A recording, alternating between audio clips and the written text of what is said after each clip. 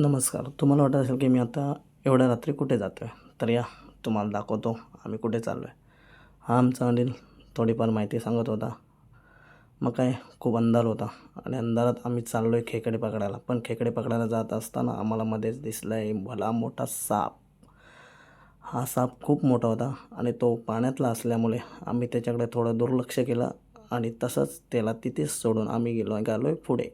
पुढे जात असताना मी दिन्याला म्हणलं, बाबा बरं झालं तो साप गेला, तो पुन्हा असं दिसायला नको. मग काय दिन्याला दिसला आहे खेकडा.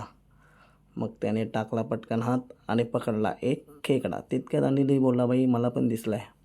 तर आम्ही पुन्हा त्याच्याकडे गेलो. मग असंच 3-4 खेकडे पकडले आणि थोडा पुढे अजून अंधार होता आणि त्या अंधारात आम्हाला दिसला एक मोठा वेगळाच मासा. खरं तर हा मासा कोणत्या प्रकारचा असेल किंवा कोणत्या जातीचा असेल आम्हाला माहीत नव्हता. तरीही बघता बघता दिन्याने त्याच्यावरती दगड मारला, परंतु दगड त्याच्यापासून थोडा दूर पडल्यामुळे त्याला थोडीशी जखम झाली. तसा तो जिवंतच होता, पण त्याला पकडणार कोण असा प्रश्न होता आमच्यासमोर. मग काय आमच्या भावाजींनी पकडला आणि त्याला थेट पिशवीमध्ये टाकला आणि मग काय पुन्हा आम्ही खेकडे पकडायला लागलो.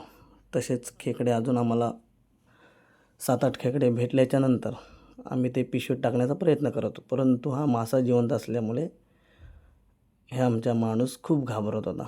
मग काय असाच थोडा वेळ टाईमपास केल्याच्यानंतर आम्ही निघालो घराकडे. बाय. नेक्स्ट व्हिडिओ नक्की बघा.